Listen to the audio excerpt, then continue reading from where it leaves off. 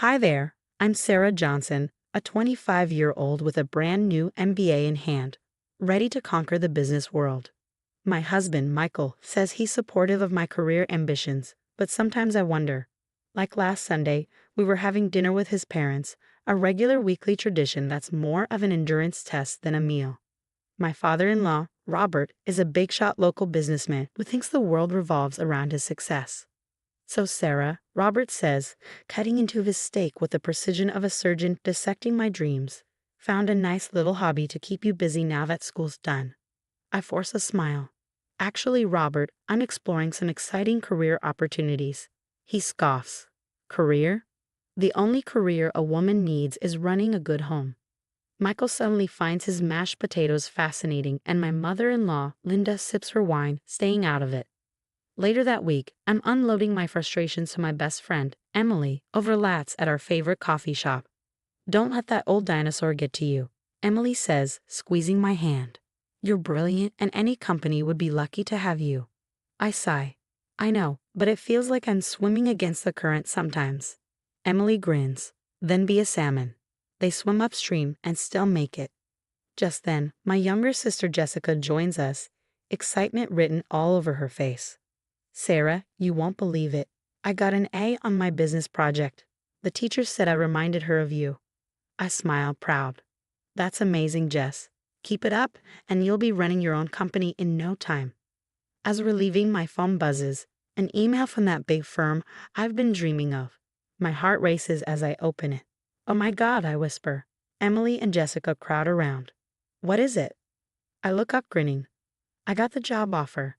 They squeal and hug me tightly. We have to celebrate, Jessica says. My birthday's coming up. How about we throw a party and you can announce the job then? As we start planning, I feel a mix of excitement and nerves. This party could change everything, but am I ready for what's next? The night of the party arrives and everything is perfect. My parents are beaming with pride, and even Michael seems genuinely happy for me. I catch Emily's eye across the room, and she gives me a thumbs up. It's time. I clink my glass to get everyone's attention. Thank you all for coming. I have some exciting news. But before I can continue, Robert, reeking of whiskey, stumbles forward. Hold up there, little lady. I've got something to say first. My stomach drops. This can't be good. You all think you're here to celebrate. He slurs, waving his drink. But I'm here to mourn. Mourn the death of traditional values. The room goes silent, all eyes on me. Sarah here thinks she's too good to be a proper wife.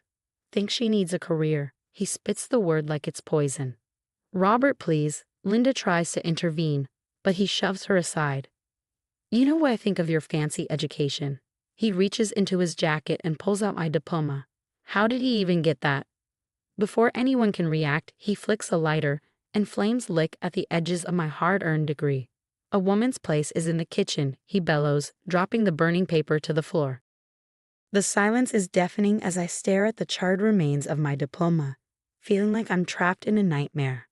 Michael, I whisper, turning to my husband, desperate for him to say something, anything. But Michael just stands there, eyes downcast, as silent as a statue. Tears blur my vision, and I can't take it anymore. I run from the room, hearing Emily call after me. But I can't stop. I burst onto the porch, gasping for air. Emily catches up and wraps her arms around me. Sarah, I'm so sorry.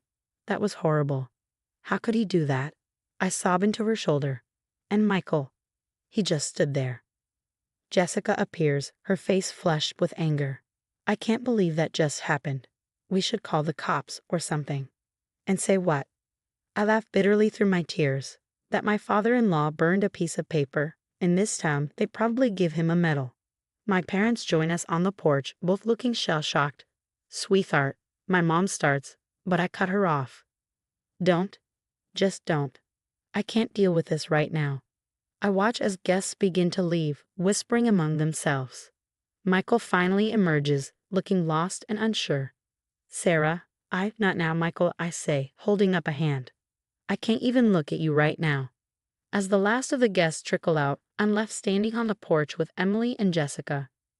The party decorations flutter sadly in the breeze, a mocking reminder of the celebration we had planned. What am I going to do? I whisper, more to myself than anyone else. Emily squeezes my hand. You're going to pick yourself up and show them what you're made of.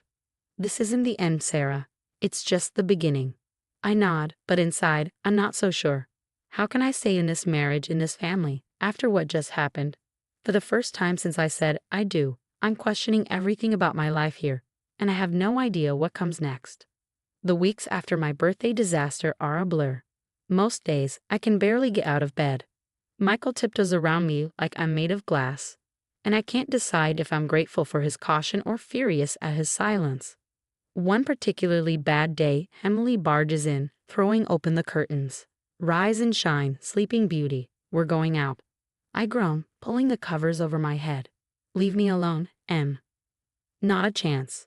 Come on, Jess is waiting in the car. Somehow, they drag me to a little cafe downtown. Jessica slides a latte in front of me. Okay, sis, enough wallowing. What's the game plan? I stare into my coffee. Maybe I should just give up. Keep the peace, you know. Emily nearly chokes on her drink. Are you kidding me? And let that old fossil win? No way, Sarah. Jessica leans in closer. You've always been my hero. Don't let them take that away.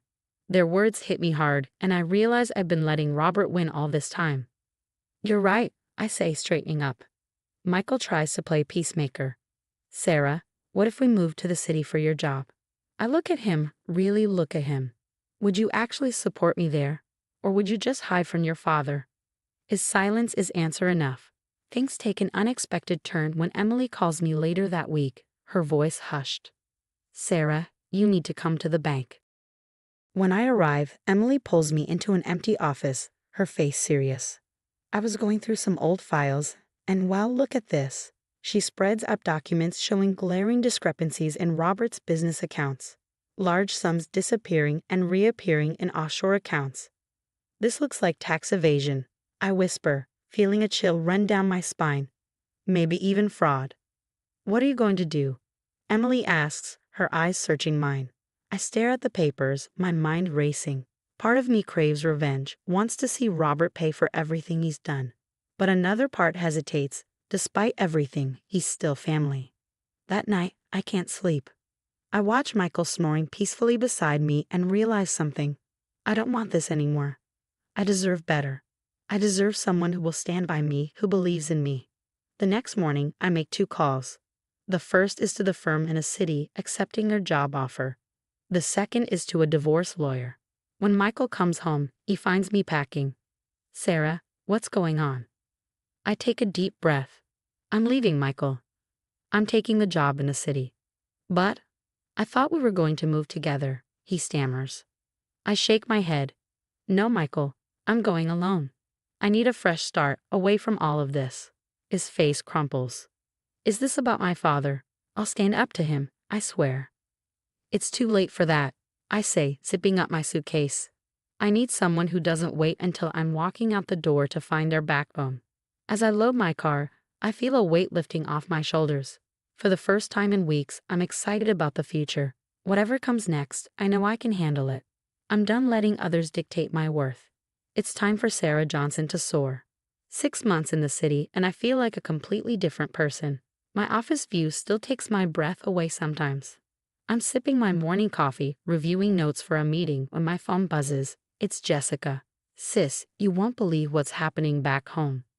I put her on speaker as I tidy up my desk. Spill it, Jess. Robert's empire is crashing down. The IRS is all over his business. There are rumors of fraud, tax evasion, everything. My hand freezes midair. What? How did they find out? Anonymous tips, apparently. Emily's being real quiet about it, but she's got this smug look. I can't help but smile. Good old Emily. My phone buzzes again. It's Michael. I hesitate before answering. Sarah, can we talk? I step out of the office. What is it, Michael? I've changed, Sarah. I stood up to my father.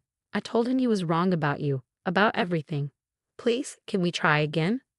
I close my eyes, memories flooding back. I'm sorry, Michael, but I've moved on. I hope you find happiness, but it won't be with me. As I hang up, I feel a deep sense of closure. I've outgrown that life. Weeks later, I'm standing backstage at the Women in Business Leadership Conference, my palms sweaty as I review my speech. Emily appears, grinning. "You're going to knock 'em dead, girl." I take a deep breath. I hope so. I still can't believe they asked me to be the keynote speaker. Believe it? You've earned this. As I step onto the stage, the applause is deafening. I spot Jessica in the front row, beaming with pride. 6 months ago, I was ready to give up on my dreams. I begin. I let others define my worth, my place in the world.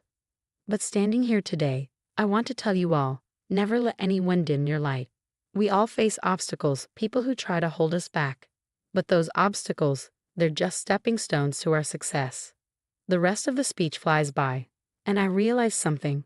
This journey, as hard as it was, led me exactly where I needed to be. I'm no longer that scared, doubtful woman from a small town. I'm Sarah Johnson, businesswoman, mentor, survivor, and I'm just getting started. If you were in my shoes, would you have exposed Robert's illegal business practices immediately, or would you have kept quiet to maintain family peace? What do you think is the right thing to do when faced with corruption within your own family?